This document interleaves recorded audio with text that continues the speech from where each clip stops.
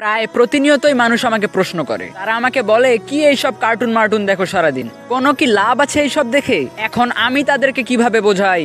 তারা যেটাকে কার্টুন বলে সেটা আমাকে এমন কিছু শিক্ষা দিয়েছে যেটা আমাকে স্কুল কলেজেও দিতে পারেনি। ইতাচি যে আমাকে শিখাইছে জীবন মানে শুধু নিজের ব্যাপারে ভাবা নয়, জীবন মানে হচ্ছে নিজের জন্মভূমি বা নিজের দেশের জন্য ভাবা। এক কথায় আমি ইতাচির কাছ থেকে শিখতে পেরেছি স্যাক্রিফাইসের আসল মানে। আবার নারুটো, লুফি, আস্তা, গোকু এদের কাছ থেকে আমি শিখেছি কিভাবে পরিশ্রম করে নিজের লক্ষ্যে পৌঁছাতে হয়। তারাই হলো আমার কখনো হার না মানার আসল কারণ। ওবি তো আমাকে শিখাইছে what the real meaning of love. তার মাধ্যমে আমি জানতে পেরেছি ভালোবাসার মর্যাদা কতটুকু।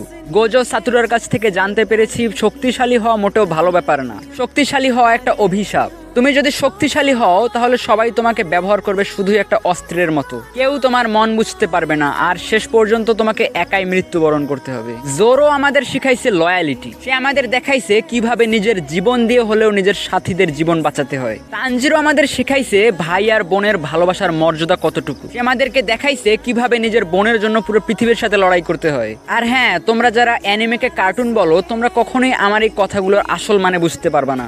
সবশেষে তোমাদেরকে একটা কথাই বলতে চাই, তোমরা অ্যানিমে দেখো না, ভালো ব্যাপার, কিন্তু তোমরা অ্যানিমেকে অপমান করে কথা বলো, এটা ঠিক না, কারণ অ্যানিমে অপমান ডিজার্ভই করে না।